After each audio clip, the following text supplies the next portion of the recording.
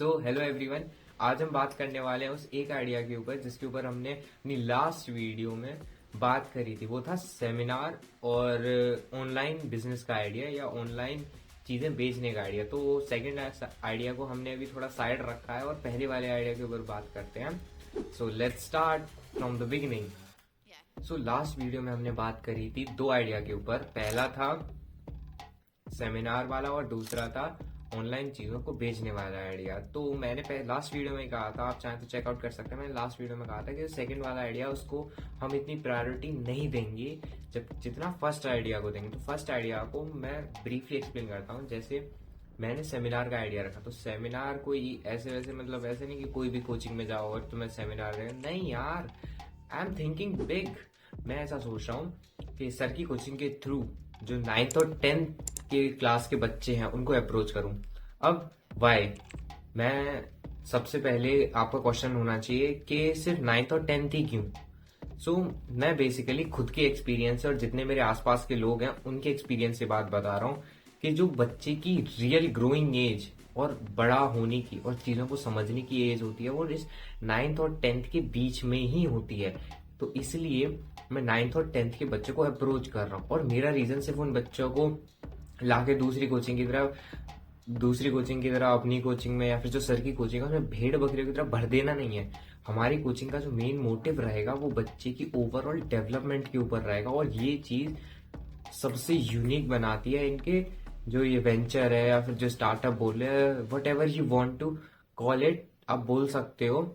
इसमें यही चीज डिफरेंट है और ये रिवोल्यूशनरी चीज है, इसलिए मैंने इसका साथ दिया। वरना अगर नॉर्मल कोचिंग होती तो यार वो तो एक जॉब जैसा हो जाता ना। क्या तुम जा रहे हो, सेमिनार कर रहे हो, तुम्हें कुछ प्रॉफिट मिल रहा है उसका, जो बच्चा एडमिशन लेके आ रहा है, लेकिन उस चीज में उतना मजा नहीं आता। लेकिन अब जब मुझे पता है कि ये एक बहुत बड़ा स्टार्टअप है, ये एक रिवॉल्यूशनरी स्टार्टअप है, तो अब इसमें मजा आएगा। तो अब मैंने इनसे डिसाइड करा, जैसे मैंने आपको दोनों आइडिया बताए वैसे ही मैंने सर के बात करी अगले 2 दिन बाद मिलके।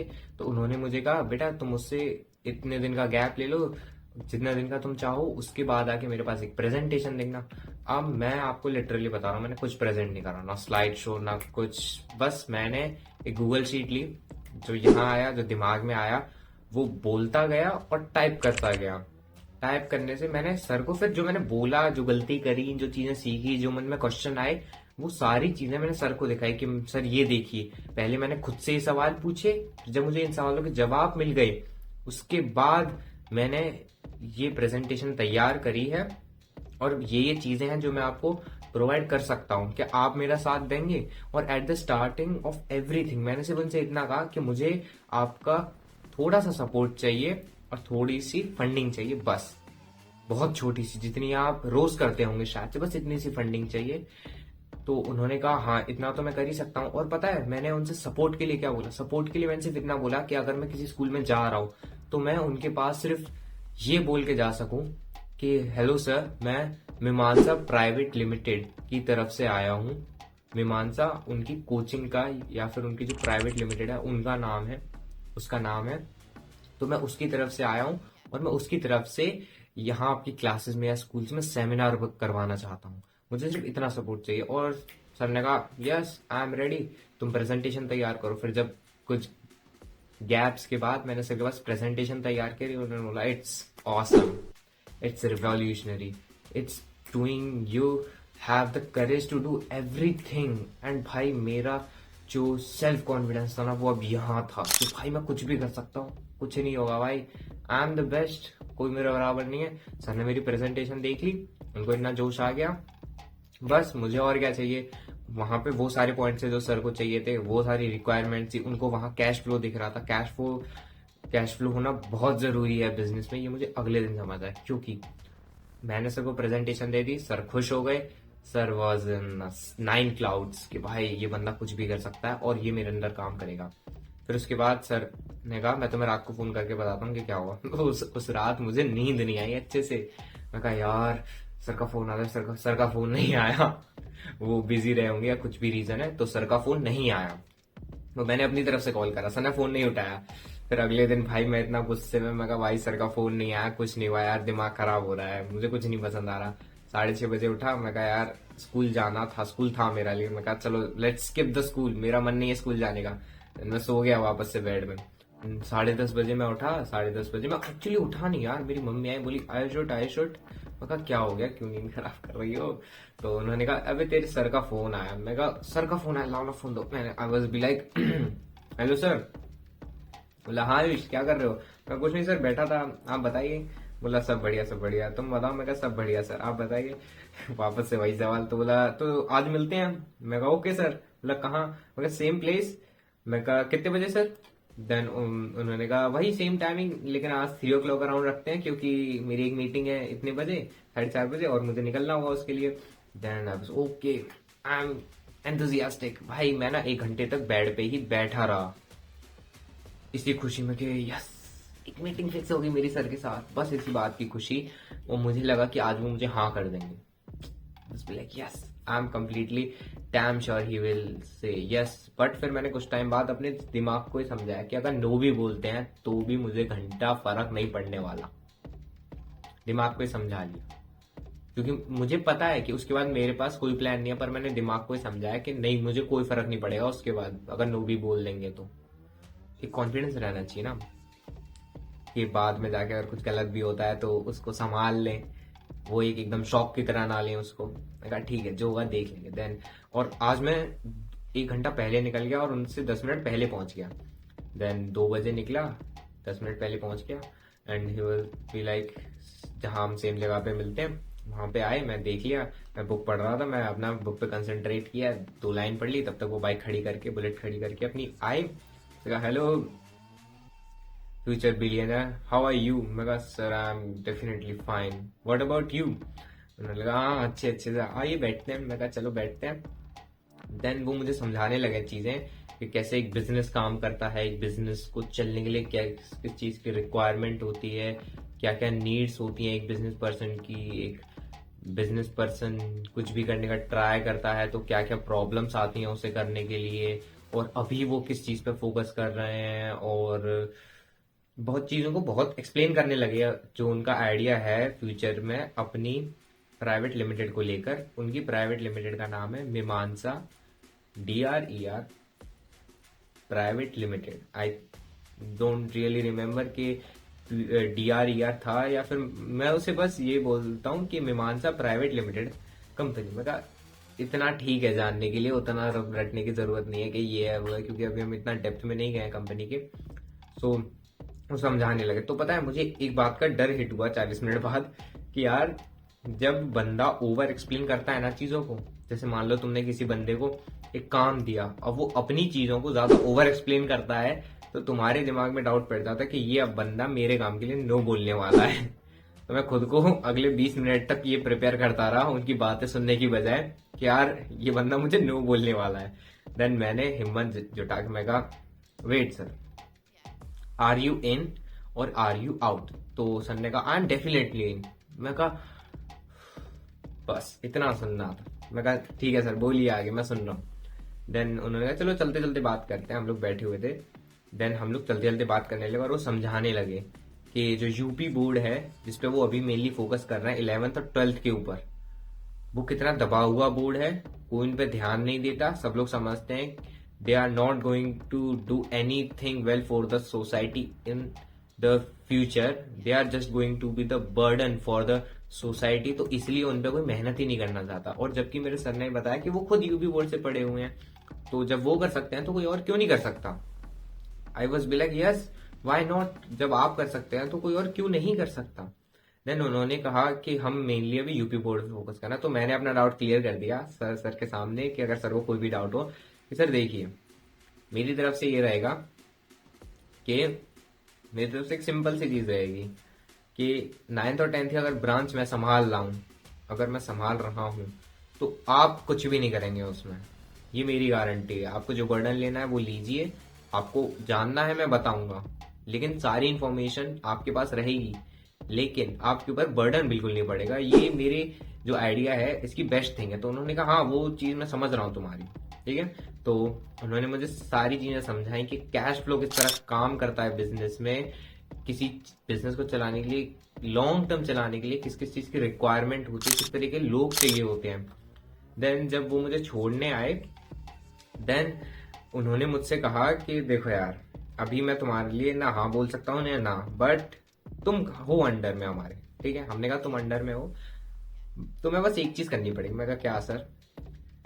कि तुम्हें ग्राउंड लेवल पे उतर के काम सीखना पड़ेगा। मैं कहा ग्राउंड लेवल पे मतलब? तो बोला अगर तुम 9th-10th के बच्चों को टारगेट कर रहे हो तो तुम्हारा ये विजन होना चाहिए कि पहले तुम बच्चों से मिलो, उनसे बातें करो, उनका नेचर जानो, वो कैसे बात करते हैं, उसी टोन में थोड़ा बात करना सीखो, उनसे ज्यादा फ्रेंडली हो जाओ। उनको ऐसा लगना चाहिए कि यार ये तो मेरा भाई है, इसको मैं कुछ भी बोलूंगा तो कर देगा भाई, ये अपना भाई है। अगर स्कूल में एडमिशन लेने आया, मतलब एकदम बॉन्डिंग जो बात करने की होगी ना, इतनी अच्छी कर लो कि भाई अगर तुम किसी भी बंदे से बात कर रहे हो, तो किसी भी बच्चे से 9th-10th के से बात कर रहे हो, तो उससे बॉन्डिंग तुम्हारी एकदम परफेक्ट लेवल की हो जाए कि भाई इससे तो बढ़िया मेरा कोई दोस्त है ही नहीं, वो बच्चा बोले। मैं कहा ठीक है सर, ये चीज बहुत जरूरी है ग्राउंड लेवल पे काम करना। तो उन्होंने मुझे इसकी वैल्यू समझाई कि ग्राउंड लेवल पे काम करना क्यों जरूरी है। क्योंकि जब आप ग्राउंड लेवल पे उतरते हो ना, तो दिमाग में जो आप सोच रहे थे कि मेरे पास ये मल्टी बिलियन डॉलर आइडिया है, मल्टी मिलियन डॉलर आइडिया है, ये सारे ना धरे के धरे रह जाते हैं ग्राउंड लेवल पे जब उतर के आप काम करने आते हो। आपको लगता है ओह इतना सब होता है ग्राउंड लेवल पे, यार ये तो मुझे पता ही नहीं था।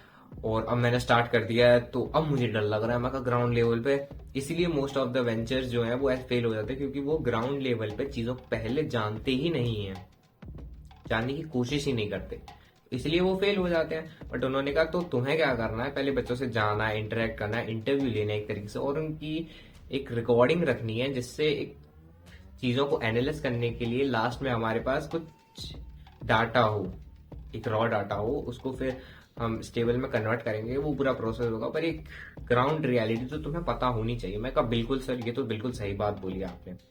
कहा तो ठीक है फिर तुम करो अपने। मैं कहा लेकिन सर यहाँ एक प्रॉब्लम है।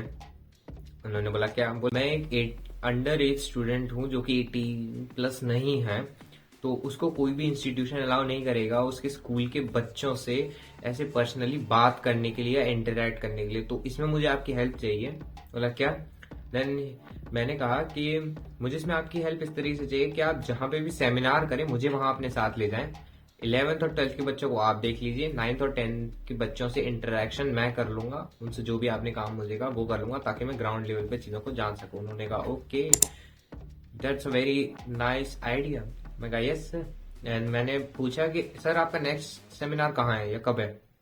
देन उन्होंने कहा अरे कल ही है मेरा नेक्स्ट सेमिनार, यहाँ पे ये जो हजरतगंज में ये वाला स्कूल है यहीं पे है, तो तुम चाहो तो ज्वाइन कर सकते हो। मैं कहा यस सर, बहुत मजा आएगा इसमें। तो उन्होंने कहा ठीक है, तो फिर कल 1:30 बजे मिलते हैं।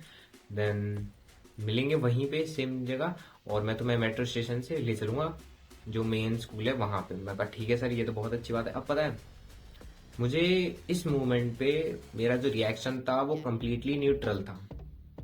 रियलिटी में कम्प्लीटली न्यूट्रल था, ना ज्यादा खुश ना ज्यादा नाराज, क्योंकि उन्होंने हाँ नहीं कहा ना नहीं कहा। मैं नहीं, मेरा पता है मैं एक्साइटेड था। वो भी किस लिए मैं एक्साइटेड था? कल जो होने वाला है, क्योंकि कल मेरी लाइफ का बहुत बड़ा दिन होने वाला है। क्योंकि उस दिन मैं चीजों को ग्राउंड लेवल पे उतर के सीखने वाला हूँ और देखने वाला हूँ रियलिटी में चीजें वर्क कैसे करती हैं। जितना हम सिनेरियो में सोच सोच के चलते हैं ना, चीजें वैसे काम नहीं करती। ये बात तो मुझे सिर्फ पता थी, लेकिन जब ग्राउंड लेवल पे उतरूंगा तो ये बातें सामने नजर आएंगी, नजरों में देखूंगा ना, तो अलग ही एक्सपीरियंस होता है। तो इस बात से मैं एक्साइटेड बहुत था, बहुत ज्यादा एक्साइटेड था।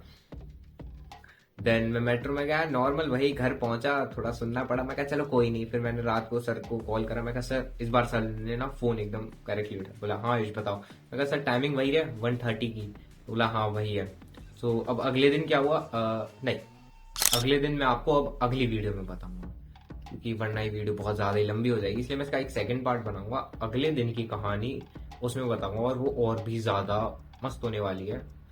मे बी इतनी इंटरेस्टिंग एक्साइटिंग ना हो, पर जो आपको रियलिटी देखने को मिलेगी ना या सुनने को मिलेगी वो बहुत ही जबरदस्त होने वाली है। और एक ट्विस्ट भी है अगले दिन की वीडियो में।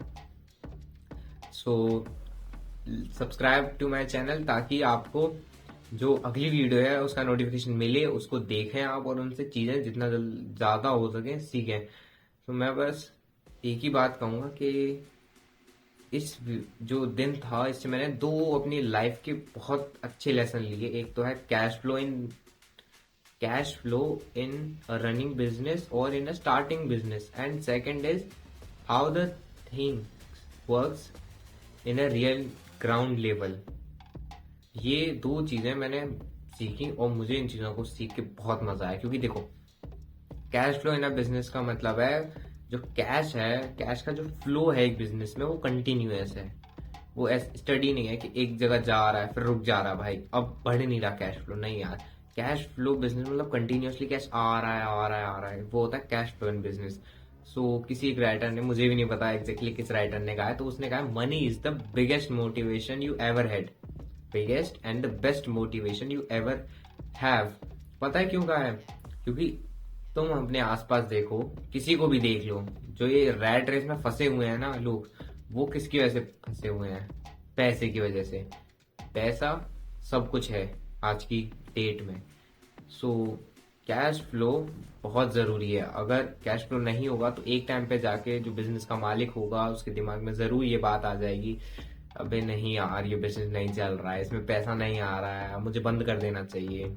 सो money is the biggest and the best motivation. और कभी कभी आपके अपोजिट में भी काम करती है, but let's take it fair, let's look at its fair side that money is the biggest motivation, ठीक है। And the second thing is things are different at ground level. ये बहुत जरूरी है जानना, क्योंकि जितना आप मन में सिनेरियो बनाए रहते हो वैसा हर बार नहीं होता, ठीक है। देन कुछ नहीं, अब आपको अगली वीडियो के लिए इंतजार करना पड़ेगा। Just like share and subscribe to this channel. Subscribe इसलिए ताकि आपको ऐसी एंथुजियास्टिक चीजें सीखने को मिलती रहें, सुनने को मिलती रहें, क्योंकि जो बंदा देखता है सुनता है वैसी उसकी छवि बनती जाती है। लाइक इसलिए ताकि हमें भी पता चले कि आप लोगों को चीजें पसंद आ रही हैं रियल ग्राउंड लेवल पे। और शेयर उन लोगों से करिएगा, स्पेशली मैं बता रहा हूँ, शेयर सिर्फ और सिर्फ उन लोगों से करिएगा जो लोग बिजनेस माइंडेड हैं, या फिर जिन लोगों को आप चाहते हैं कि भाई ये मेरा भाई है, ये मेरा दोस्त है और मैं चाहता हूँ इसके साथ बिजनेस बनाऊं, इसका माइंडसेट मुझे वैसा करना है, तो आप उसको मेरी वीडियो भेज सकते हैं। और अगर वो चाहता है तो वो मुझसे अलग से बात कर सकता है, आप चाहते हैं तो आप कर सकते हैं। मैं अपना इंस्टाग्राम बायो में दे दूंगा और यहाँ पे भी शायद आपको साइड में दिख रहा होगा मेरा इंस्टाग्राम। आप चाहें तो मुझे डायरेक्ट यहाँ पे आके अप्रोच कर सकते हैं। मेरा बस यही कहना है कि इस जर्नी में बहुत मजा आने वाला है, जो कि मैं अपनी हर वीडियो के एंड में कहता हूँ कि आएगा बहुत मजा, जो होगा देख लेंगे, ठीक है। So thank you everyone for watching my video. Let's see you in my next video. Bye bye.